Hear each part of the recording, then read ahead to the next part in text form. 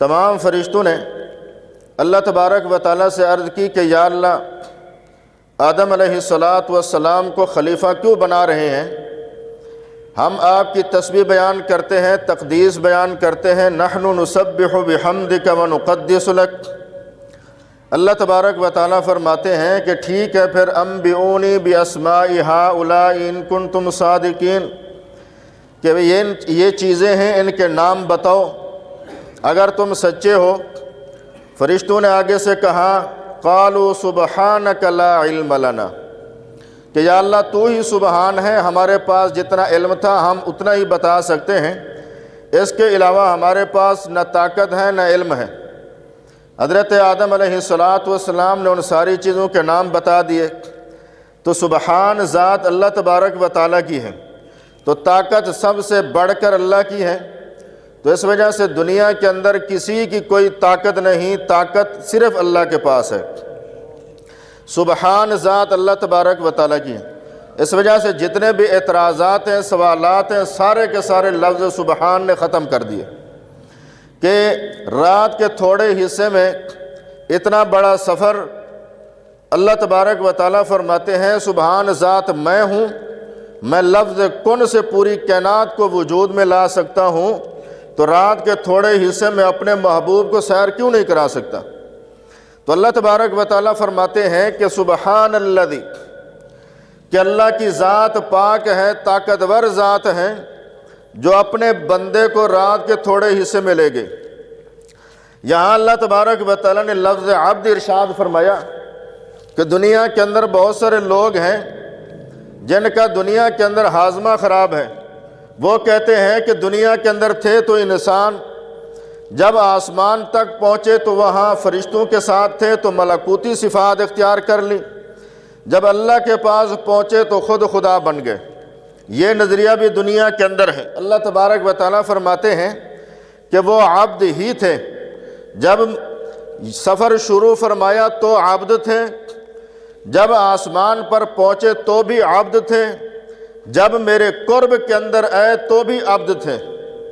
اس وجہ سے اللہ تبارک و تعالیٰ فرماتے ہیں فَأَوْحَى إِلَىٰ عَبْدِهِ مَا أَوْحَى، کہ اپنے بندے پر وحی کی۔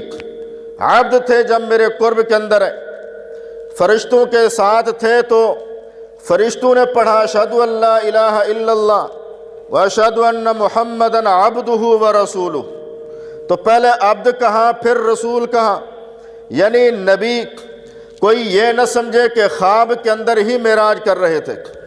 اللہ تبارک و تعالیٰ یہ بتانا چاہتے ہیں ہم نے اپنے بندے کو سیر کرائی، عبد تھے، یعنی جسمانی طور پر معراج ہوا، نہ کہ روحانی طور پر، کہ اللہ کے رسول مکہ سے خود چلے، جو لباس جسم کے اوپر تھا، جو جوتا پاؤں کے اندر تھا، اسی لباس اور جوتے کے ساتھ اللہ کے رسول نے سفر شروع کیا۔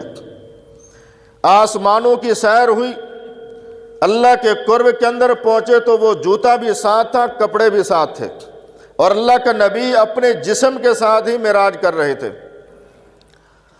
تو اس وجہ سے اللہ تبارک و تعالیٰ نے لفظ عبد ارشاد فرمایا کہ ہم نے اپنے بندے کو اسرا بعبدہ لیلا، یہاں اللہ تبارک و تعالیٰ نے لیلن فرمایا تنوین، کہ رات کے تھوڑے حصے میں، اسرا کا معنی رات کا تھوڑا حصہ، پھر لیلن ارشاد فرما کر اللہ تبارک و تعالیٰ نے مزید دلیل کو پختہ کر دیا کہ رات کے تھوڑے حصے میں ہم نے اپنے بندے کو سیر کرائی۔ تو یہ سارا کا سارا معجزہ ہے حضور علیہ السلام کا۔ تو سفر کی ابتدا ہوئی من المسجد الحرام الی المسجد الاقصی، مسجد حرام سے سفر کی ابتدا ہوئی۔ روایات کے اندر آتا ہے کہ اللہ کے رسول حضرت ام ہانی کے گھر سو رہے تھے، تو حضرت جبریل علیہ السلام وہاں تشریف لے آئے۔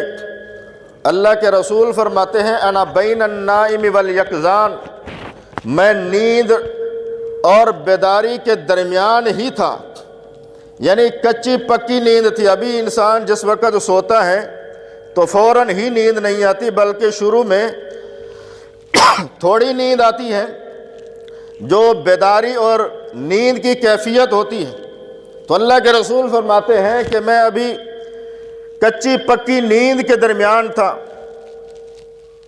تو اس وقت حضرت جبرائیل علیہ السلام نے گھر کی چھت سے اندر داخل ہوئے، روایتی انداز سے دروازہ نہیں کھٹکھٹایا۔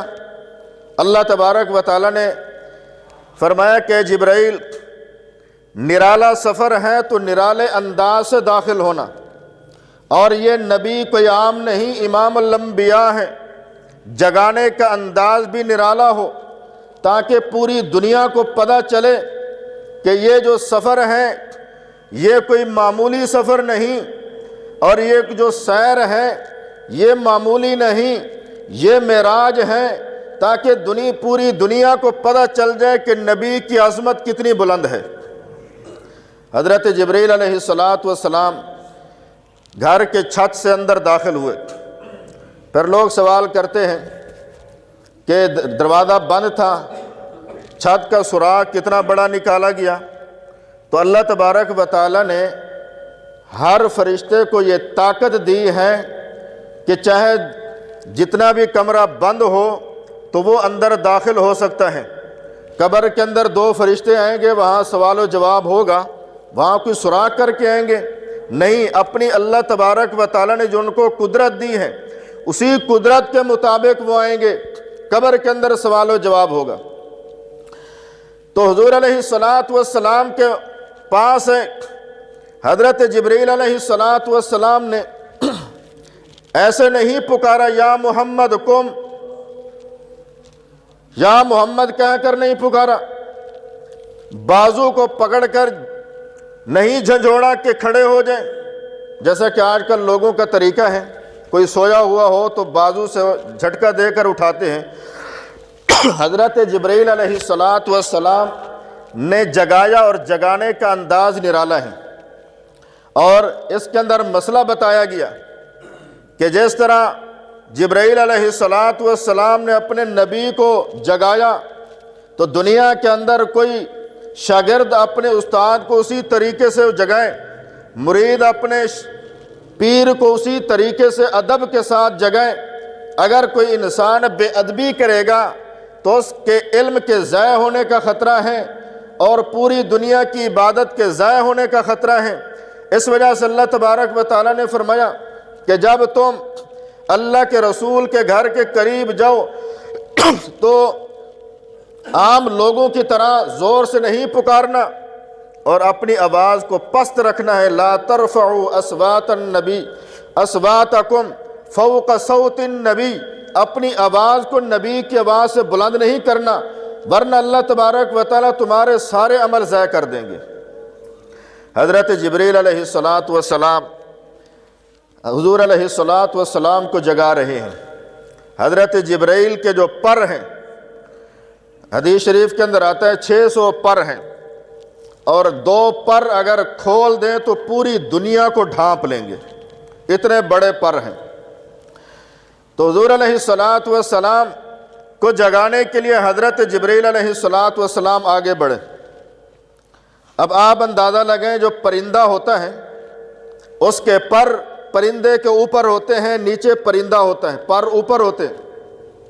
تو حضرت جبرائیل علیہ السلام کے 600 پر اوپر ہیں، جبرائیل نیچے ہیں۔ اب حضرت جبرائیل علیہ السلام اپنے اوپر والے پروں کے ساتھ اللہ کے نبی کے تلووں کو مسل رہے ہیں۔ تو آپ اندازہ لگائیں کہ حضرت جبرائیل تمام فرشتوں کے سردار ہیں، اور حضور علیہ السلام تمام نبیوں کے سردار ہیں، بلکہ پوری کائنات کے سردار ہیں، تمام جہانوں کے سردار ہیں۔ حضرت جبرائیل علیہ السلام اپنے اوپر کے جو پر ہیں ان کے ذریعے سے اللہ کے نبی کے تلووں کو مسل رہے ہیں۔ یہاں یہ بتایا گیا کہ جہاں سے فرشتوں کے سردار کی انتہا ہو رہی ہے، وہاں نبی آخر الزماں پیغمبر کی عظمت کی ابتدا ہو رہی ہے، اور جہاں فرشتوں کے سردار کی انتہا ہو رہی ہے وہاں آدمیت کا عروج ہو رہا ہے۔ حضرت جبریل علیہ السلام نے اپنے پروں سے اللہ کے نبی کے قدموں کے تلووں کو مسلا، تو یہ بتایا گیا کہ بیٹا اپنے باپ کو جگائے تو پاؤں کو تھوڑا دبائے، یہ نہیں کہ بازو کو پکڑ کر جھنجھوڑنا شروع کر دے۔ انسان اچانک اٹھے گا تو حواس باختہ ہو جائے گا۔ اور مرید اپنے پیر کو جگائے تو پاؤں کو دبائے، چھوٹا بڑے کو اٹھائے تو پاؤں کو دبائے۔